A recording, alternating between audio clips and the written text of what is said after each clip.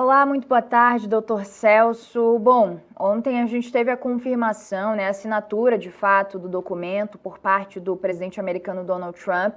que confirmou, que garantiu que a partir do dia 6 de agosto, a gente esperava para o dia 1º de agosto, já amanhã, mas confirmou que a partir do dia 6, na semana que vem, aí sim entrará em vigor essa tarifa de 50% em cima de todos os produtos exportados do Brasil. A primeira coisa que eu pergunto é, diante disso, o Brasil já se posicionou, mas também se posicionou ali,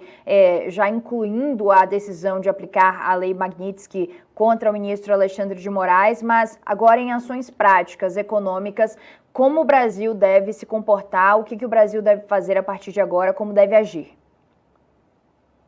Boa tarde, Lara. Eu acho que a gente teve um movimento muito importante de esclarecimento daquilo que está em jogo depois do decreto do presidente Trump. A ordem executiva que ele emitiu acabou por excluir vários produtos da cesta exportadora do Brasil. Segundo os cálculos da Anshan e de outros especialistas, a gente calculou aqui internamente também cerca de 43% dos produtos que foram exportados para os Estados Unidos em 2024, eles estão dentre as exceções da ordem executiva do presidente Trump. Claro que produtos estratégicos para a pauta exportadora brasileira, como café, o açúcar e a carne, que teve um aumento exponencial de volume exportado para os Estados Unidos nos últimos anos, ainda estão pendentes de alguma definição. Por isso que eu entendo que o próximo passo necessário agora é, de fato, abrir negociações já partindo das premissas que estão estabelecidas, né? E aí o governo brasileiro ele entra com uma boa vantagem. Ele não vai precisar mais pedir para excluir determinados produtos estratégicos, como aço, como madeira e produtos de celulose, tá? Como o próprio suco de laranja, que era uma preocupação. Mas, novamente, produtos como café, carne, açúcar, creio que esses seriam o escopo agora das negociações. Agora, doutor Celso, a gente teve essa informação ontem, diante da assinatura do documento por parte de Trump, de que diversos produtos, como o senhor falou agora, foram excluídos dessa lista, né? E isso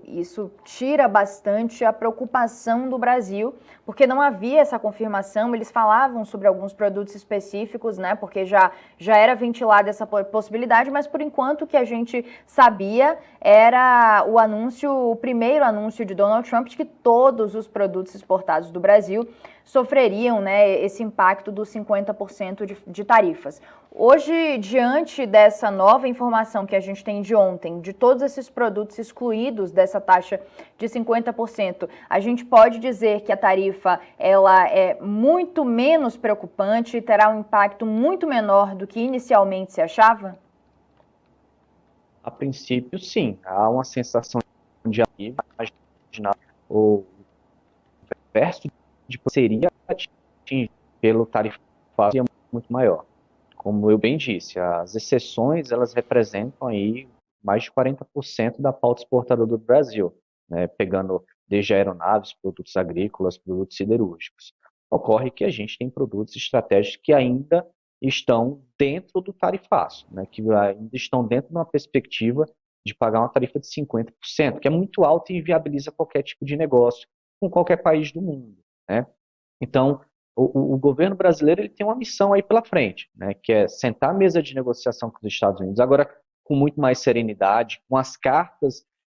já disponíveis e dispostas ali para uma negociação do ponto de vista, aí, acredito eu, eminentemente comercial, né, eu acho que não vai entrar dentro de uma pauta de negociação questões do judiciário brasileiro, questões do legislativo brasileiro, mas questões eminentemente comerciais, e aí é simplesmente entender, dentro da perspectiva comercial, onde é que o Brasil pode ceder para tentar conseguir retomar esse espaço de produtos relevantes. E, e onde é que o Brasil pode ceder, por exemplo? Eu entendo que tem alguns produtos que são chaves ali e têm interesse dentro da perspectiva comercial norte-americana. O primeiro produto que eu entendo que já é uma reclamação até antiga dos Estados Unidos, que é o nível tarifário que é estabelecido para o etanol. O Brasil cobra uma tarifa alta do etanol e os Estados Unidos exportam etanol. Tem a questão também das terras raras, minerais raros, que são produtos que têm um interesse não só econômico, mas geológico muito relevante, uma vez que eles são matéria-prima de semicondutores e produtos tecnológicos. É algo que os Estados Unidos também têm tentado, né, incluir dentro dos seus acordos comerciais. Atenção aqui, Lara, a gente está tratando apenas de uma ponta de todas as medidas que o presidente Trump vem tentando adotar contra o Brasil. A gente tem investigações em curso, inclusive no próprio mês de julho, ele abriu uma investigação própria chamada Seção 301 para investigar práticas de governo brasileiro que tecnicamente podem atingir interesses comerciais dos Estados Unidos, e aí, que são temas do nosso próprio dia a dia, como é a questão do PIX, o comércio na 25 de março, como é a questão de dentro do território nacional, mas isso também está sendo investigado. Eu creio que agora abre-se uma boa oportunidade de colocar todos os temas na mesa, né, temas comerciais. Creio, novamente, insisto, que cabe ao poder, nesse momento, né, qualquer tipo de negociação do ponto de vista de anistia a manifestantes e pessoas julgadas dentro do Supremo Tribunal Federal, bem como também não cabe aqui a gente, o governo, né, o executivo, de discutir de Big Tech em primeiro momento, porque isso também cabe ao próprio poder brasileiro. Então, temos os pontos relevantes, eu creio que agora cabe ao governo brasileiro trabalhar com instrumentos que estão à disposição e daí, né, trazer o melhor resultado da negociação possível. Agora, doutor Celso, o Brasil tem adotado uma postura política, apesar de tentar negociar economicamente com os Estados Unidos de diversas formas, mas tem adotado uma postura política muito incisiva, sem recuar, sem abrir mão de certos pontos em razão da pressão americana, da pressão do governo de Donald Trump, especificamente quando a gente trata, né, dessas acusações que Trump faz ao judiciário brasileiro, que Trump faz em relação a uma suposta perseguição dita por ele, né, ao ex-presidente Jair Bolsonaro. Então, politicamente, e a gente precisa dizer aqui que a questão política e a questão também judicial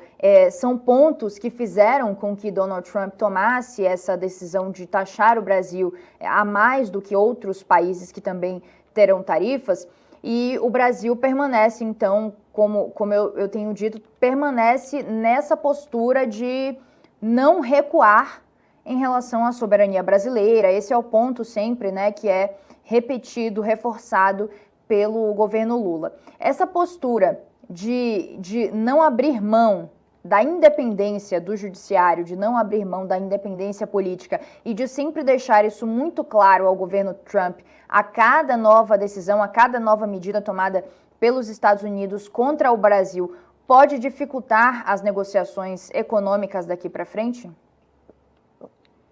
Lara, essa pergunta é muito interessante porque a postura que o Brasil tomou até agora é uma postura firme, né, de não trazer nenhum tipo de subserviência em relação às demandas dos Estados Unidos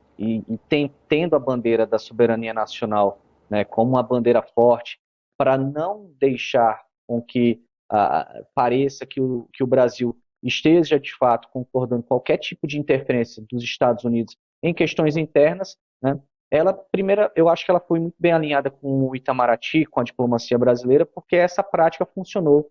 em outros países que sofreram ameaças dos Estados Unidos, como Canadá, como México, né, como a própria China, que sofreu uma ameaça muito forte dos Estados Unidos, e está aí na mesa de negociação, né. Por um outro lado, eu creio que essa bandeira acaba reforçando também no âmbito de política interna, né, a popularidade do próprio presidente e do próprio governo.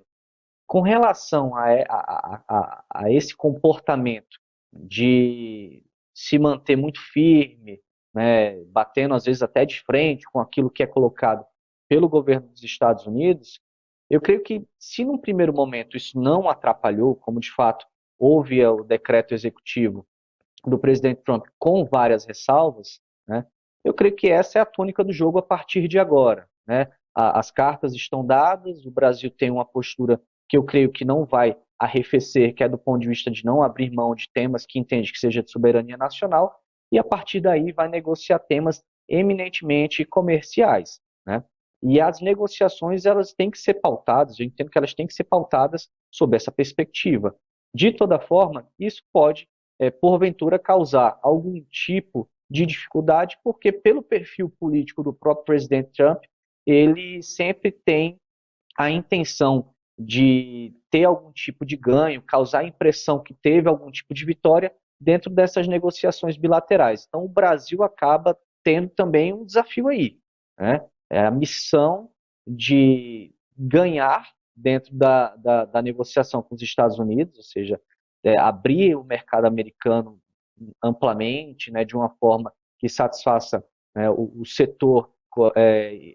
econômico brasileiro interessado, mas ao mesmo tempo também tem que deixar uma margem para que o governo americano, o presidente Trump, ele cante vitória de alguma forma de que foi um belo acordo que ele costurou com o Brasil, que representou os interesses americanos, e eu creio que a partir daí a gente vai ter algum tipo de definição que possa ser benéfica para ambos os lados. O Brasil, para compensar essa tarifa de 50% dos Estados Unidos, deve intensificar a busca por outros comércios?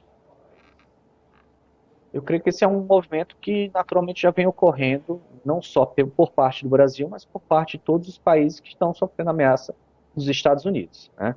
O Brasil, eu devo relembrar aqui, ele não pode negociar acordos comerciais de forma isolada, uma vez que ele faz parte de um bloco econômico que é o Mercosul, e as negociações de acordos comerciais por parte do Brasil têm que ser em bloco, tem que ser via Mercosul. A gente teve um acordo comercial recentemente negociado, que foi com a União Europeia, um acordo super relevante, mas existe, né, a informação de que países como Canadá, como México, Coreia do Sul, né, África do Sul, estão querendo aumentar os laços comerciais com o próprio Mercosul, justamente por conta dessas inseguranças e incertezas que rondam o comércio internacional diante da política tarifária do governo Trump. Então, eu entendo que sim, o Brasil deve buscar novos mercados, principalmente os produtos, né, que ficaram de fora aí dessa lista de exceção da ordem executiva do presidente Trump, mas também não é algo que se faz da noite para o dia, é algo que demanda um certo tempo, demanda um alto nível de negociação, e a partir daí as resoluções elas acabam acontecendo. Mas, repito, né, acho que a gente não pode deixar os Estados Unidos de lado, é um parceiro importante, é um mercado super relevante, mas isso nos leva naturalmente também a olhar para outros mercados para procurar novos parceiros comerciais. Dr. Celso Figueiredo, especialista em Direito Internacional, te agradeço muito pela entrevista, a participação aqui no Poder Expresso e até a próxima. Eu que agradeço. Obrigado. SBT News, o maior canal de notícias do YouTube.